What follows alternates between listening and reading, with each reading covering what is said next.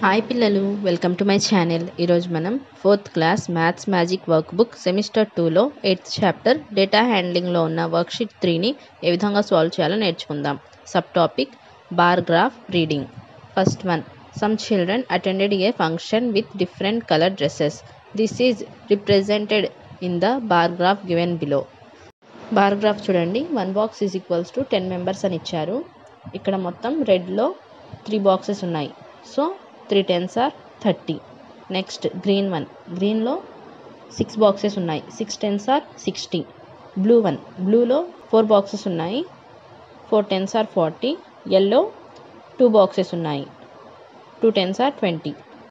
ఏ చూడండి, how many children attended to the function. మొత్తం ఫంక్షన్కి ఎంతమంది పిల్లలు అటెండ్ అయ్యారు. 30 + 60 + 40 + 20, total 150. 150 children attended to the function. B, how many children are in green dress. Green డ్రెస్లో ఎంతమంది పిల్లలు ఫంక్షన్కి వచ్చారు.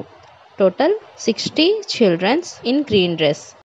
C, how many children are in blue and yellow dress. Blue dress వాళ్ళు 40, yellow డ్రెస్ వాళ్ళు 20, total 60 children are in blue and yellow dress. Second one, the bar graph shows the number of hours spent on playing games by the students of class 4 on Sunday. Bar graph చూడండి, 1 box is equals to 1 student. First బాక్స్లో 4 students, తర్వాత 11 students, 3 అవర్స్కి 9 students, 4 అవర్స్కి 5 students, 5 అవర్స్కి 7 students. ఏ చూడండి, how many students playing spent an hour on playing games. 4 students. B, how many students spent 5 hours on playing games. 7 students. C, how many students spent more than 3 hours on playing games. 12 students. D, how many students spent less than 4 hours on playing games. 24 students.